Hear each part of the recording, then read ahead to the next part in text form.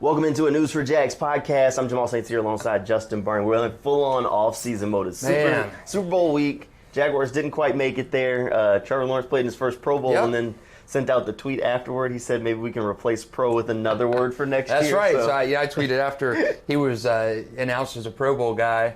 This is maybe the only one he gets to experience in his career. I mean, hey, if everything goes right, you know, it's wishful thinking. That's right. It's a little presumptuous, but hey, that's the kind of optimist we are here. So we talked about doing a redraft of 2022 in one of our last News4JAGs podcasts, and that brings us to today. We're gonna redraft it. Yeah, we'll kind of look at the draft class from last year, evaluate it a little bit, say if we'd have done something a little bit different than maybe what the Jaguars did with a few of the picks. We'll go through and redraft the whole top 10, then go to the Jaguars' second first-round pick, and then just kind of talk about the draft class as a whole, because we're kind of getting into that point where we're peeking toward free agency, but it's still a little bit early, and the draft is right around the corner. Senior Bowl was last week. East-West Shrine game was last week, so we're evaluating some of those players as we kind of get ready to go full steam into the draft in the coming months. We're 2 months and 8 days away from free agency. Yeah. And it's not going to be like the free agency from last year. It's going to be more subdued, but it's going to be a lot tougher to see find the players that the Jaguars will be in the market for. Right. Because before you just looked at the top of the list, okay, who's the best guy? Can they throw money and convince them to come? Now it's going to be like, okay, well, who fits? Can they afford them? Do they have enough opportunity to convince the guy to take like a 1-year prove-it deal like an Arden Key and Evan Ingram? So that's going to be a whole process in and of itself, a fun one, but it's good problems to have when you don't have those like glaring holes across the roster. And they've had those glaring holes, so that's you and I have talked about this before on this podcast, but it's such a different offseason for the front office. It's a different offseason for the fans. It's a different offseason for the players.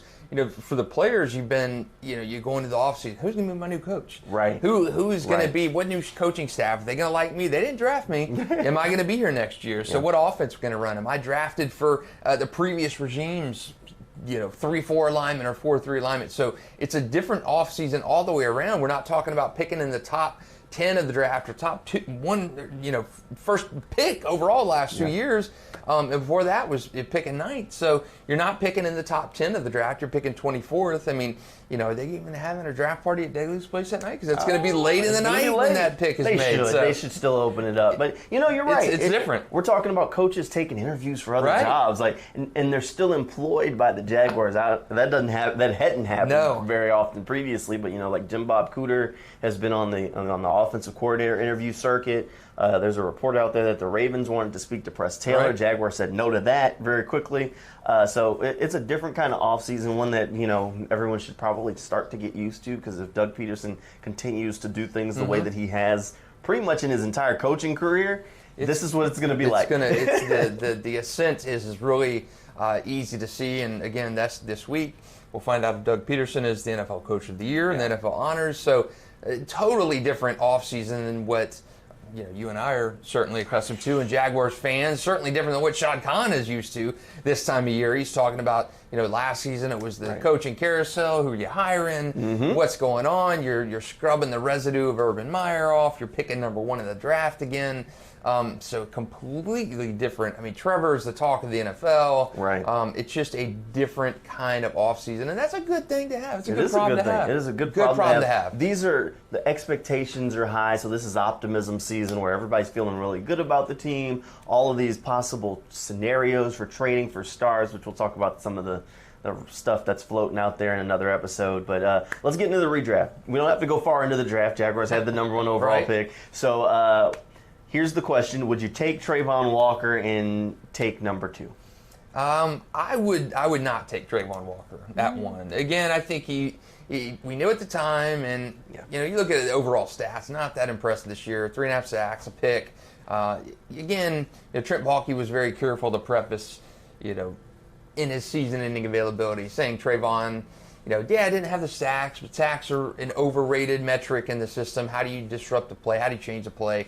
But we knew Travon was going to be a project. We knew Travon Walker was going to be a guy who was going to be a multi-year project to convert him into the type of player. And I still don't think we know right now, and Is he an outside linebacker? Is he a hand in the dirt kind of defensive lineman? What are you if you're Travon Walker right now? Yeah, you're a disruptor. You had this the versatility asterisk by you in college. You could play everywhere, but you weren't really a one true position kind of guy. So I think we saw that with Travon Walker this year. What is he going to be? And he was a project last year. We knew it was going to be an investment. It wasn't going to be a short-term fix for Travon Walker. Not fix, but it wasn't going to be a short-term reward for Travon Walker. It's playing for the long haul. So you're playing for that 5 to 7 years, of him taking that Pro Bowl kind of leap. So I think just off performance alone, I would not go Travon Walker with that number 1 pick. Knowing what we do now, if I was on the clock with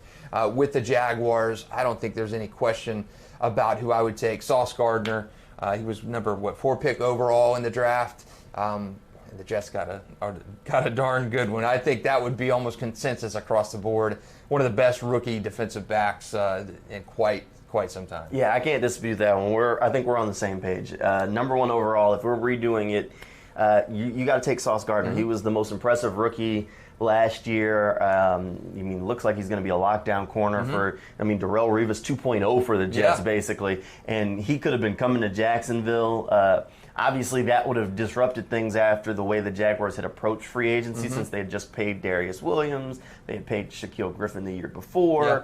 But if you're just looking at it on the rookie class and the talent alone and getting the best guy, as of right now, 1 year later, Sauce Gardner is easily that number 1 overall pick, because Travon Walker, while he could end up being the best player from this draft class, he was not the best player immediately from the group. I think you look at it and you preface it with, say, could and is. And Sauce is, and Travon could be. And again, that's what Jacksonville is betting on with him anyway. You're betting on potential. And I don't think that even, when we do these redrafts, it's, you wouldn't pick Travon. Why? People look at it as but this is the benefit of hindsight. Yeah, hindsight's always 20/20. And again, you'll see redrafts and you'll see a Brock Purdy. He was the last pick in the draft, and somebody will pick him 2nd or 3rd in the draft. This would have never happened. Sauce Gardner was not in the conversation for the number 1 pick last year, but how he played as a rookie through 17 games, undisputed number 1 overall there. pick. So. We'll switch gears to the number 2 pick. I'm GM for the Detroit Lions with this pick, and originally drafted Aiden Hutchinson. And there was a lot of debate about Travon or Aiden in Jacksonville's perspective. Obviously, Jacksonville went Travon, Detroit went Aiden Hutchinson. Right. And I'm the GM in Detroit with this pick, and I will go Aiden Hutchinson. Again, I think they nailed that pick. He's in the conversation Defensive Rookie of the Year, so I think in a redraft, Aiden Hutchinson still goes to the Lions. All right, I take the Texans, and if I'm the Texans, I'm going to go ahead and get my quarterback. I'm going to take Brock Purdy here. Okay. I take Brock Purdy off the board. What we've seen from them is that the Texans had no answer. They kind of already knew Davis Mills wasn't that guy, and they've seen that Brock Purdy just had that it factor. He came out of nowhere and had it to make it work. The Texans would have their quarterback, probably wouldn't be picking in the position that they're picking now if they had gotten that quarterback, because the rosters are rebuild, but they'd be in a much better situation if they already had their guy. Of course. So I'd give them Brock Purdy last year, especially based on what we saw with that run from the 49ers. So a quarterback in the top 5. There you go. Okay, so that takes quarterback out of the mix for the Texans in 2023. They're picking number 2 in this year's draft. So with that being said, I'm gonna, the 2022 draft was really panned for quarterback, the depth of quarterbacks in that draft. So to do this redraft, I'm going to pick, I have the Jets pick at number 4 now. Remember last year, they took Sauce Gardner, worked out well. He's off the board in this situation. With Brock Purdy off the board now, I'm going to stay quarterback with the Jets. And again, knowing what we know now, Zach Wilson, obviously not the guy. Right. Kenny Pickett, Steelers. He could be the guy up in Pittsburgh, but in this redraft, he's going to be my guy with the New York Jets. I'm taking him at number 4. So, through 4 picks, we've got 2 quarterbacks off the board in the redraft, and that wasn't happening. That was not happening last year. So, okay, through 4 picks, we got Sauce Gardner, Aiden Hutchinson, Brock Purdy, and our other quarterback here, Kenny Pickett. So through 4 picks, that's how it stands. So 2 quarterbacks off the board. I'll take over at 5. I've got the Giants, and They went with Kayvon Thibodeau, who looked really good, but I'm going to actually go to the cornerback well again. Tariq Wooten, phenomenal in Seattle. I mean, size, the speed combination. I think Thibodeau looked good. He fit well with the Giants, but I think Wooten was the better player as a rookie and looks like he could be a better player overall. We'll have to wait and see how everything comes together for Thibodeau, but definitely as a rookie year, Wooten was just a game changer for Seattle at that cornerback position. And it's so crazy when you're talking about a redraft, and these aren't guys, Brock Purdy, Tariq. These were not guys who were debatable top 20 picks. I mean, these guys were afterthoughts in the draft. Brock Purdy was the last pick in the draft, and in the redraft, you're talking about a 5th and a 7th round pick, both coming up and being taken in the top 5. Just shows you how impactful those types of players were. Okay, the Giants are off the board. To me, Carolina at number 6. They went Ike Ekwonu at offensive tackle with their original pick. To me, if quarterback is not in play, and I don't think there's another quarterback. I know Malik Willis was a 3rd round pick of the Titans. He's not, to me, the guy here for Carolina in the redraft. I'm going to go Kayvon Thibodeau, pair him with Brian Burns in Carolina. The quarterback is not there for Carolina, so in the redraft, I go Kayvon Thibodeau at number 6. Original pick was offensive line. I'm giving them another pass rusher for Brian Burns. All right. See, I was hoping I was going to be able to nab Thibodeau for the next round because I got the Giants again coming up at 8 here, or at 7 here. Well, with Thibodeau off the board, I'm going to give him a wide receiver. I got to go Garrett Wilson. Okay. Giants had no help for Daniel Jones this year at wide receiver. Garrett Wilson was phenomenal. I mean, both of those Ohio State receivers really were phenomenal in the draft. I couldn't go wrong with either one of them. Really, Drake London was pretty good too. But I think Garrett Wilson was just a little better of the trio of young receivers from last year's draft that have the arrow pointing up. So keep Garrett Wilson in New York, just switching colors. Okay. All right. Well, I respect that. I'm going to, again, quarterback is not, there's not a guy in this redraft where I would say he's quarter. I'm not reaching on a Malik here. There's just not a guy to me. I just don't, there's not guys to me where I would say is worth a top 10 pick in a redraft. Not after the two. At number 8, following your pick of the Giants, original pick was Drake London. Receivers, I know there's not a quarterback to throw him the ball, but Drake did very well in Atlanta. You don't know what's going to happen in Atlanta. They need a quarterback. Mariota's not the solution. They picked Drake London. I like the nucleus with London and Kyle Pitts up there. They need a quarterback. Again, not a reach for a quarterback here, but I'm going to stay with Drake London at number 8 for the Falcons. That's solid. And after that, I've got Seattle. Seattle took Charles Cross in the first go-around.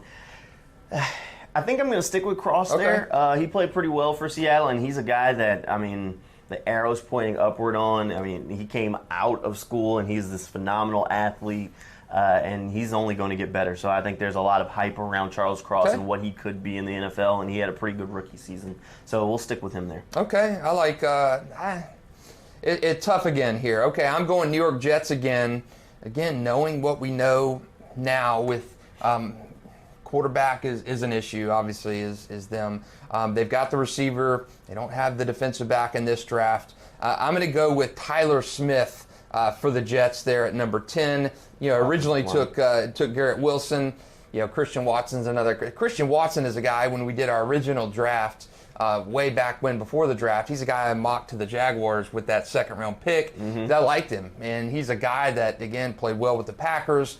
Could be a guy here that I picked, but I'm going to go with Tyler Smith of the Jets with that number 10 pick. So that takes us through our redone top 10, and you can see we flipped through those slides right there. Our first 5 and then our second 5 there. So that's our initial the original pick of that from the 2022 draft, and then our redone picks. I don't think there's any question about those first 2 picks for us, Sauce Gardner, Aiden Hutchinson. No. And even still some guys who were chosen where they were at, sticking where they were at in their top 10. Garrett Wilson, Drake London, Charles Cross, those guys still in that top 10 position. So as we move on down towards the first round, Jacksonville, remember they traded up in the first round. They traded that 2nd round pick, another pick, moved into the tail end of the first round at number 27. We know what happened there. They took Devin Lloyd with that pick. You're on the clock right now. We're using the ESPN redraft as kind of our barometer. Jamal, you're on the clock at 27 with that pick. Time is running out. That one's hard. Yeah. I'm not gonna lie to you. It's a little hard at this point to decide who I'd pick. I'd actually I'm not sure, because ultimately I don't think I'd pick Devin Lloyd in that slot. I think an arrow pointing upward on Lloyd. Not saying that this is a punt thing, but I mean, he had a good rookie year, but he was pulled from the starting lineup. So to be 100% honest, I think a guy that the Jaguars picked the last time should be in the conversation for that pick, Luke Fortner. Brandon Sheriff raved about this guy's intelligence and thinks the arrow's pointing upward on him. He held down that center position, kind of got better from week to week. It looked like a completely different player by the time the playoffs rolled around from what he did in the preseason in week 1. So I think he could make sense there. But if we're just going, purely off talent, I don't think I could pick him in that situation. I'd probably have to go. We took Sauce Gardner with the first pick, so if that's the case, then I'm probably going Jermaine Johnson from. He went to the Jets first go around. Florida State prospect, had a good rookie year. We're just stealing the Jets rookie class, I guess. if I'm calling the shots, like just give me the Jets class. We're good. Hey, that Jets did great in that class. So.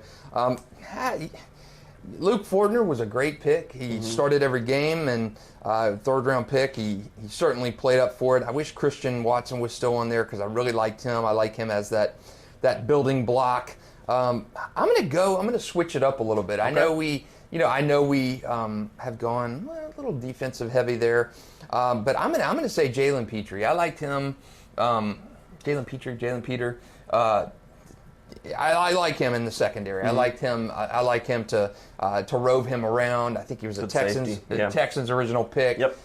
He could play outside a little bit. Could play in there. I do like that. You're not planning on getting a season out of Rashawn Jenkins like you got, but I like Jalen as well. No tight end to me is worth jumping that high. You needed a tight end. I did like Luke Fortner. I don't like him as a first round pick for me.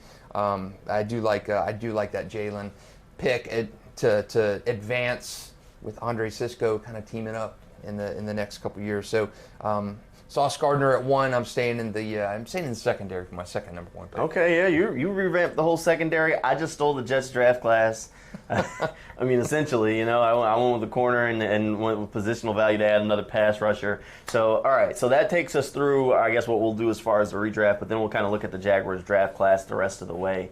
I think we can agree that Travon Walker has the arrow pointing upward, but not the best rookie season you want to see from a number 1 overall pick. Devin Lloyd, we kind of talked about him a little bit, just kind of up and down. Right. Hopefully that you can have more of the up that you saw. It was weird. There was like the lull for him where he kind of lost his footing, wasn't really sure, kind of got pulled. They had to rein him back. So you hope that maybe now that they understand the player a little bit more, he can be in a better position for next year. So I'll bring that up for a second. The ESPN redraft, okay, we've got Devin Lloyd. We didn't redraft him at 27. There's still, as you said, a little bit of maybe question marks with Devin Lloyd. Sure. ESPN redraft had him at 32, so he didn't fall completely out of that first round. Sure. He was still a first-round pick. Just not, I mean, what's the word? Underwhelming maybe, or just not there yet. But again, he's not that far off. He fell 5 picks from that original spot in the ESPN redraft, so he's not falling. He's not making a reverse Brock Purdy kind of situation where he's falling, from the 27th pick to the last in the draft. No. He's falling just a few slots. I think the arrow is still inching upward for Devin Lloyd, but overall, I would not pick Devin Lloyd again at 27. I wouldn't have done it. But you know what? You live and you learn. And again, I think he still has the athletic tools to be a very impactful player. If he can develop and put them together. But I think the biggest part for him is the coaching staff now knowing who he is as a player and maybe even how to help teach him the things that he needs to know. So, again, I passed on him. But after that, after Devin Lloyd, the next one was Luke Fortner. I think we both agree that was a good pick for the Jaguars, held down the center. After Fortner, you go to Chad Muma. This was the one that we kind of debated on a little bit at the time. Both of us kind of kind of bashed the pick a little bit as like a luxury kind of pick. Yeah. And then Muma ends up playing. So how are you feeling about the pick now, a little bit less than a year later? I still not sold that it was necessarily the right pick, but I can see what they saw. Like, Muma does look like a good player, and if they're just going purely best player available, it is very possible that he was the best player. Yeah, and to me, Chad Muma, again, was almost a luxury pick. You threw so much, kind of like you and I did in this draft, in the redraft, throwing everything at the wall with defense, going all in on defense. So we stuck with that page of Trent Baalke's playbook, just different players in this situation with those high picks, with the exception of Luke Fortner. It's been all defense, and I just don't know if they got the right defensive guys in that draft. And again, that's not saying anything bad about those guys. They were just kind of guys to me this year. And again, when you have the benefit of hindsight, it's easy to look and second guess. But I would not have taken Chad Muma there. I know some draft nicks felt he was too good to be in that spot, and Jacksonville just got the best player available kind of thing. And if that was their draft board, so be it. But I just think, two linebackers with your first three picks, to me, was a little bit extreme. That was my problem. I still think Chad Muma was a bit of a steal. I thought he was a good player then. I still think he's a good player now. It's just interesting that you take two linebackers there. Because it's like, it's the same and to me, it's the same conversation that I'm having with a lot of people now as we start to look at the draft, and the conversation about corner comes up, and they're like, well, you want to draft a slot corner in the first round? Well, in the NFL, you spend more than 60% of the time the defenses are in nickel. That means three corners are on the field. That means at minimum you got two linebackers. At most you probably got two linebackers the majority of the time. You just paid Foye Oluokun, then you draft Devin Lloyd, and then you turn back around and draft Chad Muma. I'm like, why are you investing so heavily in these linebackers when you just got two of them? So, and again, depth is a thing, and it was needed at that position, is needed at that position and across the roster. So I get it. You shouldn't just draft a player that's not good. And I do think Chad Muma was a good player. I was higher on him than where he was drafted. So I was excited for the pick. It's just interesting when you had just picked Devin Lloyd and had just paid Foye Oluokun. Definitely does seem like a luxury pick, but I think it's one that'll pay off down the line. All right, after that, that's where we kind of get into the weeds with this draft class.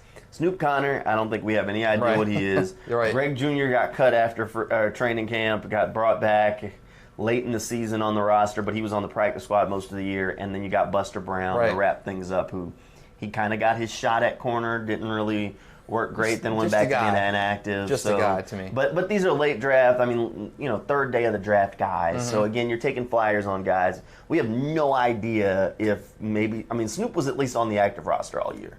True. So we saw him. Again, I thought Snoop would become more of a factor with James Robinson being gone, and it was actually JaMycal Hasty that wound up being more of a factor when Snoop was gone. So to me, I didn't understand the pick at the time. It was just kind of an kind of pick, and Greg Jr. was kind of the same way. And Buster Brown, during training camp, he actually did well, and there was kind of the thoughts of kicking the tires on him when the team started struggling. At 3-7, I wanted to see a little bit more of Buster Brown and Snoop Conner, and obviously things turned around pretty well for the Jaguars. Worked out.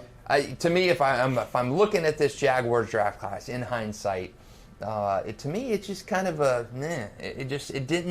It didn't feel like it did much of anything, and I look at, and this is gonna be weird, but I look at a situation like Jacksonville this year, what they did in the draft, it was just kind of that to me it's kind of it. When I look at that, it's gonna be weird. I look at when the Pistons drafted Darko Milicic in between LeBron and Carmelo.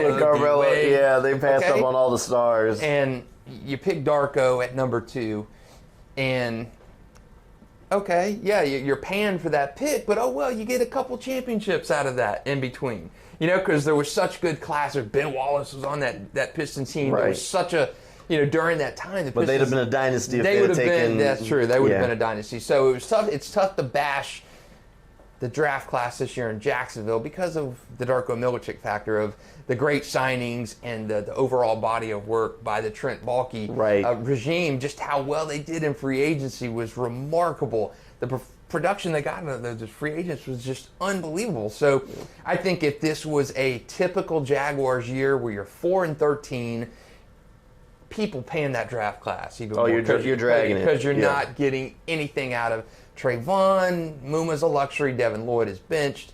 You're kind of you're looking at this draft class and saying, yeah, this is a terrible draft. But I think Jacksonville had the benefit of having a blockbuster free agency class and also saw your 2021 draft picks come on fantastic. I mean, Trevor turned the corner. Etienne is back in the mix. Tyson Campbell looks like a shutdown guy.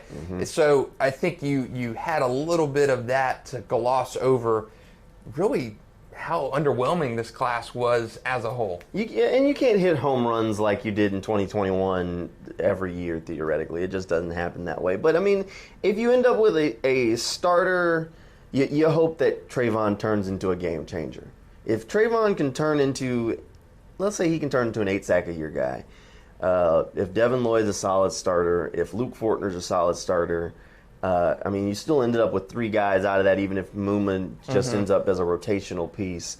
If you end up with 3 starters out of a draft class and some depth on your roster, it's not bad. It's just not. It's not the home run that kind of pushes you over the top. Yeah, and going back to the draft, I wanted Aiden Hutchinson over Travon. I was more inclined to go with the proven entity over the guy with the high upside. I mean, upside is that buzzword or ceiling or whatever you want to call it. I was more inclined to go with that Hutchinson. I know we disagreed on that a little bit. You were more apt to not I don't necessarily go with Travon. Swing for the fences. I was picking Travon for a while. Yeah. It was just swing for the fence. Yeah, man. So we were different schools of thought on that. But yeah, Aiden Hutchinson had a great rookie year. He's in the conversation of Rookie of the Year. He did. You knew you were getting a guy in Aiden Hutchinson who was going to be what you saw in college, where he was consistent.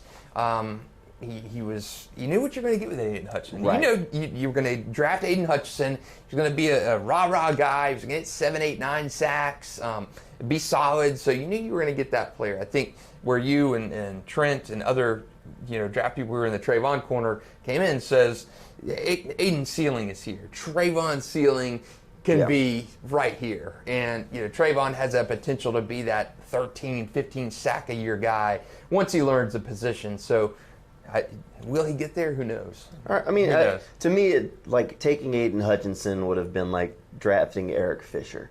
Like Eric Fisher had a phenomenal career. Went high in the draft. Terrible draft. It was a terrible draft as a whole, but Eric Fisher had a good career. Played in the NFL for a long time. Was always a solid player. Would you say that they got their worth out of that top pick? No. All right. And you know who went behind Eric Fisher? Luke Jokel. Oh. Baby Vaselli. And I didn't think that's where you were going. Luke Fisher. Yeah, okay. So that was a terrible draft. That was a terrible draft. But Jaguars fans remember that draft as the Luke Jokel draft and how bad that turned out to be. So the first 2 picks in that draft were completely not 1-2 kind of draft guys. But yeah, he had Eric Fisher, solid career, got 2nd and 3rd contracts, hit free agency, did well. He did, and he played well. But that's my thing. Like Aiden Hutchinson was like an Eric Fisher. He'll give you a solid starter more than likely out of his career. Like there's a chance that he could turn into the superstar potential, but more than likely you're going to get a 10-year guy who's going to be solid. He'll get contracts. He'll be in the NFL for a while. On the other hand, the Jaguars decided to swing for the fence in Lane Johnson. I don't know if anybody out there remembers Lane Johnson coming out of college, but he was raw, he was athletic, he was big, and he was a guy that people were like, we really don't know what you're going to get. But they liked him because of the combine, they liked him because of the athletic profile. He could be great. Right. He didn't go number 1 overall.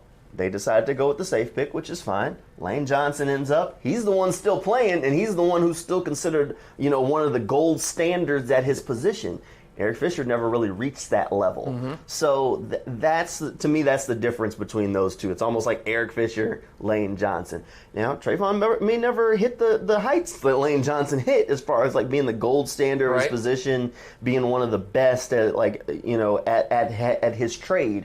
But you try. Because at the end of the day, like people, when they talk about Eric Fisher, the debate is whether or not that was a missed pick, but that was just a bad draft as a whole. So for the most part, people are like, well, at least you got something. I mean, it could have been a Luke Jokel, like you said. But to me, that's how I look at the difference is okay, well, you could have taken this guy that you're going to get something for the next 10 years, but, you can get something from him and the team could still be awful.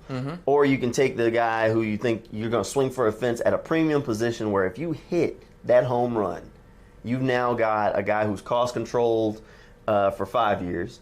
And then after that, you've got a guy who has the potential and the athletic traits that can make him a superstar in this league, a dominant player in Jacksonville on your roster. Yeah. So I understand the train of thought and that number 1 overall pick. Like ultimately, if I'm saying Luke Fortner's a good starter, I don't know if he's ever going to be a top 5 center in the league. I don't know. He could be. But like right now, if I was saying, oh, well, the Jaguars took a good starter at number 1 overall, people are like, that's terrible. You shouldn't, at number 1 overall, you should be getting a star. Right. A star. Gene Smith famously said, former Jaguars GM, said when he drafted Brian Anger in the 3rd round over Russell Wilson that Brian Anger was a starter at punter. He drafted a starter at punter.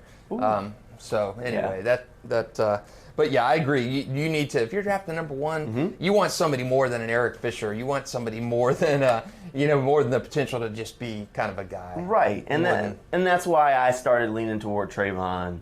The more I kind of got familiar with him in the process, and I think that train of thought changes a little bit with where the Jaguars are picking now. The 24th overall pick, you do want a guy who has star potential. Again, this is a draft prospect, so you want a prospect. So you're looking for a guy with all the traits that you need to be a star in the league, ideally. But if at 24, again, same thing with like Devin Lloyd late in the 1st round, if you can get a guy who's going to be a starter for at least his entire rookie contract, you're in pretty good shape because now you've got a guy cost controlled for 5 years. Right. You hope that maybe you can work out a deal with him and keep him around, but if not, you still got 5 years of starting out of that guy. And Luke Fortner wouldn't have been a bad pick at 27 at all. I mean, he gave up 4 sacks as a center, started and played every game, played every snap. If he is a guy, again, at the position on the offensive line, you're talking about a starter who could be in that position 12, 14 years in the league. Yep. And so that, again, starter, he's not upper elite. He's not that guy yet at center who you're going to say he's an all-pro right now. But again, he's a starter. He's young. Trevor loves him. He's a rookie. So that's all you can ask for. That's all you can ask for. And it kind of changes as you go to different areas in the draft and different players even. I mean, the Jaguars were at a point last year where they didn't feel like I think the general consensus is that the Jaguars overachieved last season. Oh, yes. So last year's draft class, you're swinging for the fences. You're looking for guys that are going to be at their best in 2 to 3 years because they didn't expect last year to be their big push. Right. Now they're looking at it like, okay, the window officially open. We need guys who can come in and contribute day one as players on the field, at least in a role, if not as a starter. So that 24th pick this year, you're looking for a guy, if you go back and look through the history of Super Bowl winners, the majority of them have at least a decent contribution from their 1st round pick. Right. Of course. You at least have to get something from that guy, and that's how they have to look at it is, all right, well, who can come in and help us right now? Who's going to be able to, if you say the window is Trevor's rookie contract, next year's year 3. Right. So who's going to be and we need a guy who can help this year, and maybe they're at their best in the next 2 years, but we need a guy who can come in and start, play a role. We can try and develop him some, but we need a starter or a playmaker right now. Yeah, and Trent even said that in his season-ending press conference where, again, Jacksonville last year, they had to do something in free agency like they did. They had to swing for the fences, empty the checkbooks because they were bad. They were in a tear-down mode. They needed studs in there because they were, frankly, drafted poorly, had not hit on free agent signings before, and you've been poorly run for how many years? You need to do something like that. Change of pace now. You're 9-8. You win the AFC South Championship. You go 2 rounds deep in the playoffs. You're built to contend. So correct. You're switching. If you look at the perennial Super Bowl teams, the Chiefs recently, they had to recalibrate with offensive line. They had to really reinvest in that offensive line. But when you're talking those perennial Super Bowl teams, the teams you think of, like, even though they haven't been in a while, but consistent teams like the Packers, like the Chiefs, those guys aren't going out there and spending $400 million in free agency. Those guys are spot filling needs in free agency and drafting well. And that's what you're doing. And Trent said, when we get into this position like we're in now, we have to draft well. We have to draft and develop the guys we have in our system already. Because when you're getting guys going on to those second contracts, the first contracts aren't big by NFL standards. The first contracts are those rookie wage scale contracts. Yeah, it's cost control. Yeah, so you're good for that first contract. The second contract is the one that's the bank emptier, if you will. The guys hitting free agency for that first time. The Jags spent almost $300 million in free agency last year. Guys getting that second contract. You can't keep doing that, like Trent Baalke said.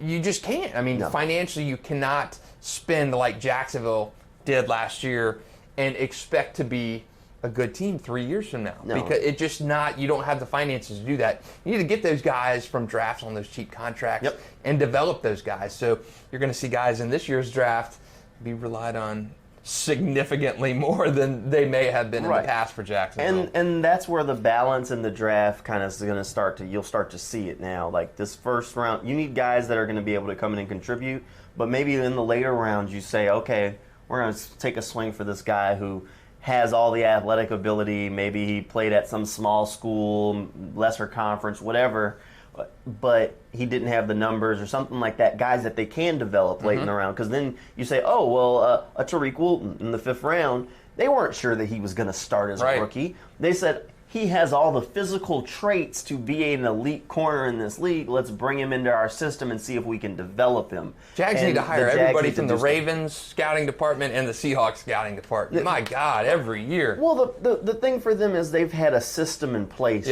for sustained time. The same reason why Pittsburgh seems to draft so well is when you have a system in place, the scouts understand what traits are important for that system. The coaches can communicate what's important to that system. The general managers, and that's the thing, like you can't sustain when you're constantly turning over coordinators, like when the Jaguars, under Doug Marrone, they kept firing offensive coordinator after offensive coordinator after offensive coordinator, and you never put a system in place. So a quarterback can't learn it. You can't bring players in that fit it. I mean, even if you say like Kyle Shanahan's system in San Francisco, he has to get the guys that fit it. It's not like a day one turnaround, and that's the thing that we'll see this offseason with Doug, now that he's got more time, is he's going to get rid of probably some of the guys that fit his system a little bit less, bring in some depth players, some backups that fit his system a little bit more. It'll be interesting to see what happens at tight end, because in Philadelphia, they had a bad receiving group, but he played a whole bunch of 2 tight end sets.